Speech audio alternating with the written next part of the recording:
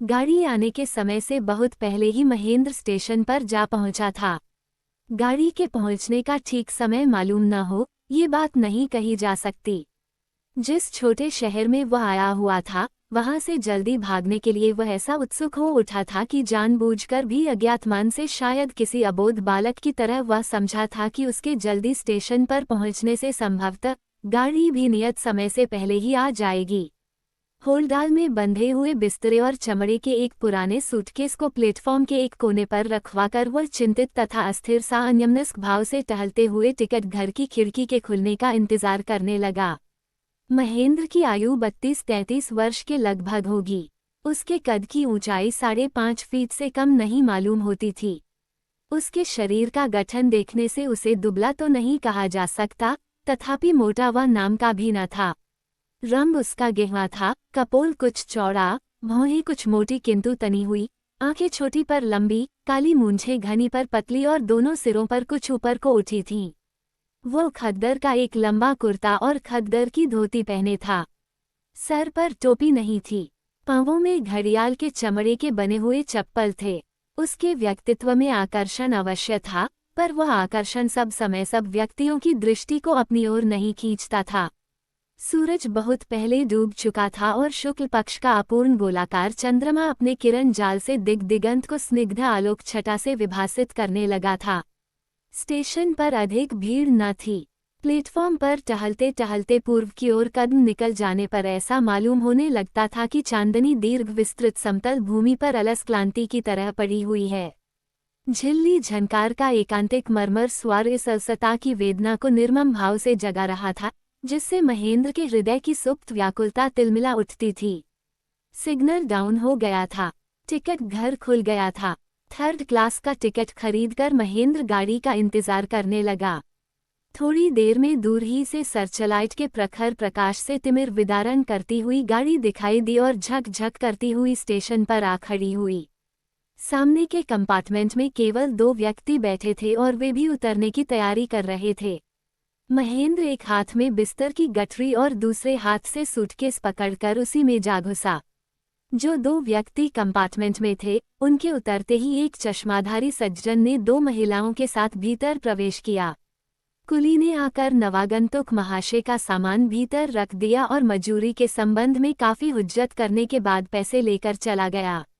चश्माधारी सज्जन महिलाओं के साथ महेंद्र के सामने वाले बेंच पर बड़े आराम से बैठ गए। मालूम होता था कि वह बड़ी हड़बड़ी के साथ गाड़ी के आने के कुछ ही समय पहले स्टेशन पहुंचे थे और घबराहट में थे कि महिलाओं को साथ लेकर यदि किसी कंपार्टमेंट में जगह न मिली तो क्या हाल होगा। वह अभी तक हाँफ रहे थे, जिससे उनकी अब तक की परेशानी स्पष्ट व्यक्त होती थी। अब जब आराम से बैठने को खाली जगह मिल गई, तो एक लंबी सांस लेकर चश्मा उतारकर रुमाल से मुंह का पसीना पोंछने लगे। पसीना पोंछते पोंछते महेंद्र की ओर देखकर उन्होंने प्रश्न किया, शिकोहाबाद कई बजे गाड़ी पहुंचेगी, आप बता सकते हैं? महेंद्र ने उत्तर दिया, जहां तक मेरा ख्याल है 12 बजे के करीब पहुंचेगी। महेंद्र कनखियों से महिलाओं की ओर देख रहा था। महिलाएं उसके एकदम सामने बैठी थीं और यदि दृष्टि सीधी करके स्वाभाविक रूप से उन्हें देखता रहता, तो भी शायद न तो चश्माधारी सज्जन को और न महिलाओं को कोई आपत्ति होती, पर उसे अपनी स्वाभाविक संकोचशीलता के कारण उनकी ओर स्थिर दृष्टि से देखने का साहस नहीं होता था। दोनों महिलाएं बेपर्दा बैठी थीं। उनमें एक की अवस्था प्रायः 35 वर्ष की होगी, वो एक सफ़ेद चादर ओढ़े खड़ी थी। दूसरी 22-23 वर्ष की जान पड़ती थी। वो एक गुलाबी रंग की सुंदर, सुरुचिपूर्ण साड़ी पहने थी। दोनों यथेष्ट सभ्य और सुशील जान पड़ती थीं। ज्येष्ठा के देखने से ऐसा अनुमान लगाया जा सकता था कि किसी समय वह सुंदर रही होगी, पर अब अस्वस्थता के कारण उसका मुखमंडल बिल्कुल निस्तेज जान पड़ता था। कनिष्ठा यद्यपि सौंदर्य कला की दृष्टि से सुंदरी नहीं थी, तथापि उसके मुख की व्यंजना में एक ऐसी सरल मधुरिमा वर्तमान थी, जो बरबस आंखों को आकर्षित कर लेती थी। आज कई कारणों से महेंद्र का जी दिन भर अच्छा नहीं रहा। गाड़ी में बैठने तक वह चिंतित, अन्यमनस्क तथा उदास था, पर गाड़ी में बैठते ही शिष्ट, सुशील तथा सुंदरी महिलाओं के साहचर्य से उसके खिन्न मन में एक सुखद सरलता छा गई। यद्यपि वह संकोच के कारण कुछ कम घबराया हुआ न था, तथापि चश्माधारी सज्जन की भोली आकृति तथा सरल भाव भंगिमाओं से और महिलाओं की शालीनता से उसे इस बात पर धीरे धीरे विश्वास होने लगा था कि उनके बीच किसी प्रकार का संकोच अनावश्यक ही नहीं बल्कि अशोभन भी है। चश्माधारी सज्जन ने चश्मा उतारकर एक रुमाल से उसे पोंछते हुए पूछा, आप क्या शिकोहाबाद जा रहे हैं? जी नहीं, मैं दिल्ली जा रहा हूँ। क्या आप शिकोहाबाद में ही रहते हैं? जी नहीं, मुझे टुंडला जाना है। मैं वहाँ कोर्ट में प्रैक्टिस करता हूँ। इधर कुछ दिनों के लिए घर आया हुआ था। अब अपनी वाइफ को और सिस्टर को लेकर वापस जा रहा हूँ।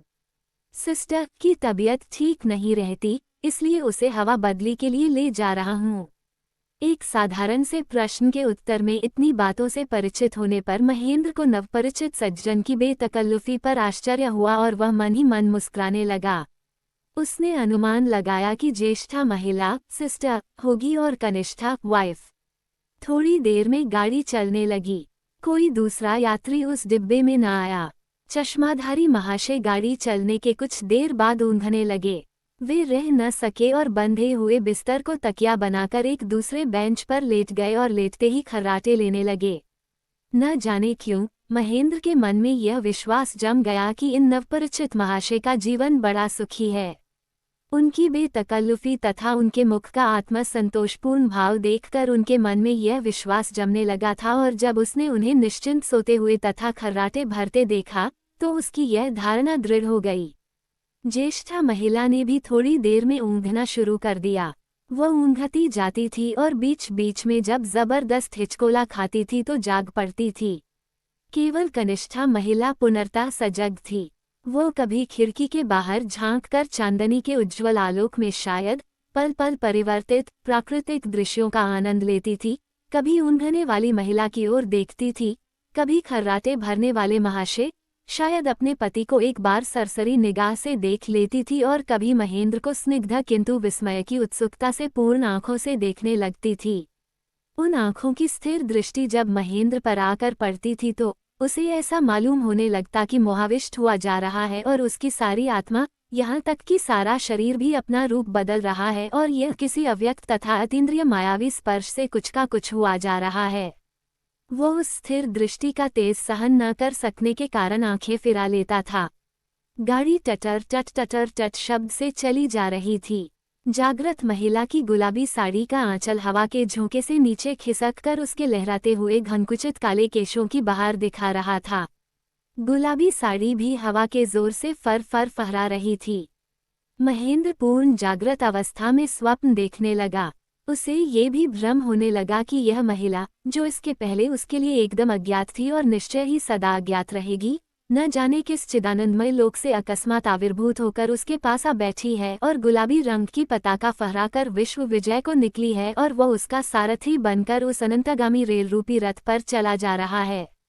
सारा विश्व, समस्त मानवी तथा मानसी सृष्टि उसके लिए उस कंपार्टमेंट के भीतर समा गई थी, जिसमें ऊँघने वाली महिला तथा सोए हुए सज्जन का कोई अस्तित्व नहीं था और उसके बाहर क्षण क्षण में परिवर्तित होने वाले अस्थिर माया जगत का चिर चंचल रूप एकदम असत्य सत्ताहीन सा लगता था। महेंद्र सोचने लगा कि उसने जीवन में कितनी ही स्त्रियों को विभिन्न रूपों तथा विचित्र परिस्थितियों में देखा है, पर आज का ये बिल्कुल साधारण सा अनुभव उसे क्यों ऐसा अपूर्व तथा अनुपम लग रहा है। वह सोच ही रहा था कि फिर उस विश्व विजनी ने अपनी सुंदर विस्मित आंखों की रहस्यमयी उत्सुकता से भरी स्थिर दृष्टि से उसकी ओर देखा। वो मन ही मन संबोधित करते हुए कहने लगा, चिर अज्ञाता, चिर अपरिचिता देवी, तुम मुझसे क्या चाहती हो? तुम्हारी इस मर्मभेदिनी दृष्टि का क्या अर्थ है? दैवयोग से महाकाल के इस नगण्यतम क्षण में, जिसकी सत्ता महासागर में एक क्षुद्रतम बुदबुदे के बराबर भी नहीं है, हम दोनों का आकस्मिक मिलन घटित हुआ है और महासागर में बुदबुदे की तरह ये क्षण सदा के लिए विलीन हो जाएगा। तथापि इतने ही अरसे में क्या तुम हम दोनों के जन्मांतर के संबंध से परिचित हो गई अथवा ये सब कुछ नहीं है? तुम्हारी आंखों की उत्सुकता का कोई मूल्य नहीं है, मेरी विवल भावुकता का कोई महत्व नहीं है। महत्वपूर्ण जो कुछ है वह है तुम्हारे पास लेटे हुए व्यक्ति का खर्राटे भरना। शिकोहाबाद पहुंचने पर चश्माधारी सज्जन की नींद न टूटी और ज्येष्ठा महिला ऊँघती रही। पर महेंद्र की विश्वविजयनी की आंखों में एक क्षण के लिए भी निद्रा रसावेश का लेश नहीं दिखाई दिया। वह बीच बीच में अपनी मर्म भेदिनी दृष्टि की प्रखर उत्सुकता से उसके हृदय को अकारण निर्मम रूप से बिध करती चली जाती थी। फलस्वरूप महेंद्र की गुलाबी मोहकता भी शिकोहाबाद पहुंचने तक अखंड बनी रही।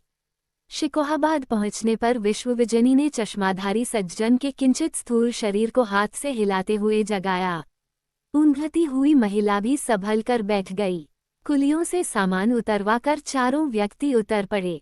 दिल्ली वाली गाड़ी जिस प्लेटफॉर्म पर लगने वाली थी, वहां को जाने के लिए पुल पार करना पड़ा। पुल पार करके वे लोग जिस प्लेटफॉर्म पर आए, वहां कहीं एक भी बत्ती जली हुई नहीं थी। पर चूंकि सर्वत्र निर्मल चांदनी छिटक रही थी, इसलिए बत्ती की कोई आवश्यकता न जान पड़ी। गाड़ी के आने में अभी 1.5 घंटे की देर थी। चश्माधारी महाशय एक बेंच पर बिस्तर फैलाकर लेट गए। दोनों महिलाएं भी नीचे रखे हुए सामान के ऊपर बैठ गईं। चश्माधारी सज्जन ने महेंद्र से कहा, आप भी किसी बेंच पर बिस्तर बिछा कर लेट जाए। पर कोई बेंच खाली नहीं थी और न महेंद्र सोने के लिए ही उत्सुक था। आज की रेलवे यात्रा की चंद्रोज्ज्वल रात्रि उसे चिरजागृत तथा चिरजीवित स्वप्नलोक में विचरण का अवसर दे रही थी। वह प्लेटफॉर्म पर टहलते हुए अपने अंतर्मन में नवोद्घाटित जीवन वैचित्र्य की चहल पहल देखकर विस्मित हो रहा था। उसे ऐसा अनुभव हो रहा था कि वह जीवन की मधुरिमा से आज प्रथम बार परिचित हो रहा था। रेलवे लाइन के उस पार दिगंत विस्तृत ज्योत्स्ना राशि अपने आवेश में स्वयं पुलकित हो रही थी और सामने काफी दूर पर 2 रक्तरंजित गोलाकार प्रकाश चिन्ह आकाशदीप की तरह मानो आनंदोज्वल रंगीन जीवन का मार्ग उसके लिए इंगित कर रहे थे। रेलगाड़ी में होकर वह अनेक बार आया था और गया था और कितनी ही बार उसे रात के समय स्टेशनों पर गाड़ी के इंतजार में ठहरना पड़ा था, पर आज की इंद्रजालिक उल्लासपूर्ण अनुभूति उसके लिए एकदम नई थी। इस बार इंद्रजाल के उद्घाटन का श्रेय जिसको था, वह मायाविनी इस समय टीन की छत के नीचे की छाया में बैठी हुई थी और अंधकार में उसकी आंखों के जादू का चलना बंद हो गया था। पर वहां पर मात्र उसका अस्तित्व ही महेंद्र की आत्मा में मायालोक की मोहकता का सृजन करने के लिए पर्याप्त था। वह टहलते टहलते न मालूम किन निरुद्देश्य स्वप्नों की माया के फेर में पड़ा हुआ था कि अचानक चश्माधारी महाशय ने बेंच पर से पुकारते हुए कहा, अरे जनाब, कब तक टहलिएगा? अगर लेटना नहीं चाहते तो यहाँ पर बैठ तो जाए। नींद तो अब आवेगी नहीं, इसलिए गाड़ी के आने तक गपशप ही रहे। महाशय जी पहले ही काफी सो चुके थे, इसलिए अब नींद नहीं आ रही थी। महेंद्र मुस्कराता हुआ उनके पास अपने सूटकेस के ऊपर बैठ गया। महाशय जी ने कहा, आप दिल्ली में कहीं मुलाजिम हैं? जी नहीं। तब आप क्या करते हैं? आप खद्दर पहने हैं, क्या आप राजनीतिज्ञ हैं? पहले था, अब नहीं के बराबर हूँ। वह कैसे? इस प्रश्न के उत्तर में महेंद्र ने परम क्लांति का भाव दिखाते हुए कहा, अरे साहब, सुन के क्या कीजिएगा? व्यर्थ में आपके संस्कारों को आघात पहुंचेगा। इस चर्चा को हटाए और किसी अच्छे विषय की चर्चा चलाइए। स्वभावत चश्माधारी का कौतूहल बढ़ा। उन्होंने आग्रह के साथ कहा, फिर भी जरा सुने तो सही। आखिर कौन सी ऐसी बात हो गई? महेंद्र की सुप्त स्मृतियां तिलमिला उठी थीं। कनखियों से उसने देखा, प्रायः अंधकार में बैठी हुई मायाविनी महिला का ध्यान उसी की ओर था। पल में उसके मानसिक चक्षुओं के आगे उसके सारे विगत जीवन के व्यर्थता के दुखद संस्मरणों की झांकी चित्रपट पर क्रम से परिवर्तित होने वाले चित्रों की तरह भासमान होने लगी। भाव के आवेश में आकर उसने कहा, अच्छा तो सुनिए। 11 वर्ष से लेकर 30 वर्ष तक की अवस्था तक गांधी के सिद्धांतों के पीछे पागल होकर, भूखों रहकर, पग पग ठोकरें खाकर, समाज तथा परिवार की फटकारें सहकर, जीवन के सब सुखों को अपने ध्येय के लिए तिलांजलि देकर, राष्ट्रीय आदर्श को ब्रह्मतत्व से भी अधिक महत्व देकर सच्ची लगन से अपनी सारी आत्मा को निमज्जित करके देश का काम किया। 3 बार काफी अवधि के लिए जेल में सड़ता रहा, बार बार पुलिस के डंडे सर पर पड़ते रहे। जमीन जायदाद कुर्क हो गई, माता पिता अपनी कपूत संतान के कारण तबाह होकर मानसिक और शारीरिक पीड़ा की पराकाष्ठा भोग कर चल बसे, पत्नी तड़प तड़प कर अपने भाग्य को कोसती हुई मर गई। फिर भी मैं राष्ट्र से कल्याण के परम ध्येय को स्त्री, परिवार, आत्मा और परमात्मा से बहुत ऊंचा मानता हुआ सच्ची लगन से काम करता रहा। जब अंतिम बार जेलखाने में बंदी मियाद पूरी करने के बाद थका मांदा मन तथा शरीर से क्लिष्ट और क्लांत होकर मैं बाहर आया, तब एक एक करके उन स्नेही जनों की स्मृतियां मेरे मन में उदित होकर व्यक्त होने लगीं, जिनकी मैं सदा अवज्ञा करता आया था। अपनी पत्नी से मैंने जीवन में शायद 2 दिन भी घनिष्ठता से बातें न की होंगी। जब मैं बाहर रहता था तो उसके पत्र बराबर मेरे पास आते रहते थे और मैं सरसरी दृष्टि से पढ़कर अवज्ञा से फाड़कर फेंक देता था। 1 या 2 बार से अधिक मैंने उसके पत्रों का उत्तर नहीं दिया और 2 बार जो उत्तर दिया था वह भी 4 पंक्तियों में बिल्कुल रूखे सूखे ढंग से। अब जब मैं अपने को सारे संसार में अकेला, स्नेह तथा संवेदना से वंचित, असहाय तथा निरुपाय अनुभव करने लगा तो उसकी भोली भाली, सकरुण, स्नेह की वेदना से भरी सहज सलोनी मूर्ति प्रतिपल मेरी आंखों के आगे भासित होने लगी। उसके पत्रों में सरल शब्दों में वर्णित कातर व्याकुलता के हाहाकार की पुकार मानो मेरी स्मृति के अतुल गह्वर में दीर्घ सुप्ति की घोर जड़ता के बाद अकस्मात जागृत होकर मेरे हृदय पर जलते हुए अंगारों के गोलों से आघात करने लगी।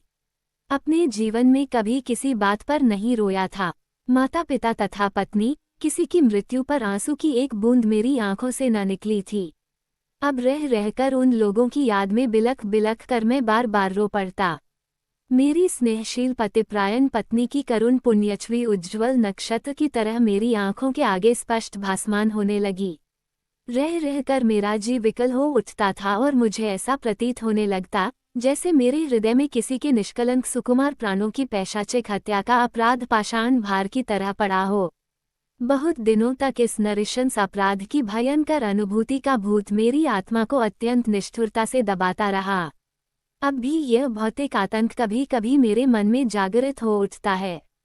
फिर भी अब मैंने अपने मन को बहुत समझा लिया है और जीवन को एक नई दृष्टि से नए रूप में देखने लगा हूँ और साधारण से साधारण घटना भी कभी कभी मेरे मन में एक अलौकिक आनंद का आश्चर्य उत्पन्न करने लगती है। किसी स्त्री को देखते ही अब मेरे हृदय में एक श्रद्धापूर्ण उत्सुकता का भाव जाग पड़ता है। ऐसा मालूम होने लगता है जैसे अपने जीवन में पहले स्त्री को देखा भी न हो, अब पहली बार इस आनंददायी रहस्यमय जाति के अस्तित्व का अनुभव मुझे हुआ हो। महेंद्र का लंबा लेक्चर समाप्त होते ही चश्माधारी सज्जन हा हा करके ठठाकर हंसते हुए बोले, आप भी बड़े मजे के आदमी हैं। खूब, ये कहकर वह बेंच पर आराम से लेट गए और उन्होंने आंखें बंद कर लीं। थोड़ी देर बाद वह जोरों से खर्राटे लेने लगे। एक लंबी सांस लेते हुए महेंद्र ने प्रायः अंधकार में अस्पष्ट झलकती हुई गुलाबी साड़ी की ओर देखा। 2 आंखों की मार्मिक दृष्टि से तीव्र मोहकता उस अर्ध अंधकार में भी विस्मित वेदना की उत्सुक उज्ज्वल रेखाओं को विकिरित कर रही थी। महेंद्र पुलक विह्वल होकर मंत्र मुग्ध सा बैठा रहा। घंटी बजी। दिल्ली को जाने वाली गाड़ी के आने की सूचना देते हुए सिग्नल डाउन हुआ। सामने रक्त आकाश द्वीप के बदले हरे रंग का प्रकाश जल उठा। ये हरे तालोक महेंद्र के मानसपट में साड़ी के गुलाबी रंग के साथ मिलकर एक स्निग्ध शुचि सौंदर्य लोक का सृजन करने लगा। थोड़ी देर में दूर ही से गाड़ी का सर्चलाइट दिखाई दिया। चश्माधारी महाशय महेंद्र के जगाने पर फड़फड़ाते हुए उठे। कुलियों ने सामान संभाल लिया। भक भक करती हुई गाड़ी प्लेटफॉर्म पर आ लगी। बड़ी भीड़ थी। चश्माधारी सज्जन को महिलाओं के साथ कुली लोग इंजन के उल्टी ओर बहुत दूर तक ले गए। कहीं स्थान न पाकर अंत में एक डिब्बे में जबरदस्ती घुस गए। महेंद्र भी उन लोगों के साथ साथ जा रहा था, पर जिस डिब्बे में वे लोग घुसे उस डिब्बे में स्थान का निपट अभाव देखकर वह विवश होकर एक दूसरे डिब्बे में चला गया। वहां भी काफी भीड़ थी। किसी प्रकार उसने अपने बैठने के लिए थोड़ा सा स्थान बनाया। गार्ड ने सीटी दी। गाड़ी चल पड़ी। महेंद्र के मस्तिष्क में नाना अस्पष्ट भावनाएं चक्कर काटने लगीं। 2 दिन से उसे नींद नहीं आई थी। आज भी वह अभी तक सो नहीं पाया, इसलिए सोचते सोचते वह ऊँघने लगा। ऊँघते हुए उसने देखा कि गुलाबी रंग की साड़ी द्रौपदी के चीर की तरह फैलती हुई अकारण सारे आकाश में छा गई है। सहसा 2 स्थानों पर वह गगनव्यापी साड़ी फटी और उन 2 छिद्रों से होकर 2 वेदनाशील, तीक्ष्ण, उज्ज्वल आंखें तीर की तरह प्रखर वेग से उसकी ओर धावित होकर एक रूप में मिलकर एक बड़ी आंख के आकार में परिणत हो गईं। वो बड़ी आंखें उसके शरीर को छेद कर उसके हृत्पिंड को छूकर फिर ऊपर आकाश की ओर तीर की तरह छूटी और आकाश में फैली हुई गुलाबी साड़ी में जा लगी और फटकर फिर से दो सुंदर किंतु करुणा विकल आंखों के आकार में विभक्त हो गईं। टुंडला स्टेशन पर गाड़ी ठहरने पर महेंद्र पुनर्तः सचेत होकर बैठ गया। चश्माधारी महाशय दोनों महिलाओं को साथ लेकर कंपार्टमेंट से बाहर उतरे और सामान को कुलियों के हवाले करके उनके साथ बाहर फाटक की ओर चले। महेंद्र ने अपने कंपार्टमेंट से अपनी विश्वविजयनी को देखा। वो इस उत्सुकता में था कि एक बार अंतिम समय के लिए दोनों की आंखें चार हो जावे, पर न हुई और गुलाबी साड़ी से आवृत सजीव प्रतिमा व्यस्त विवल सी आगे को निकल गई। टुंडला से गाड़ी छूटने पर महेंद्र के कानों में चश्माधारी सज्जन के ठठाकर हंसने का शब्द गूंजने लगा। उसके अदृष्ट का चिर व्यंग्य पुकार मानो बार बार कहता था, हाँ, आप भी बड़े मजे के आदमी हैं, खूब।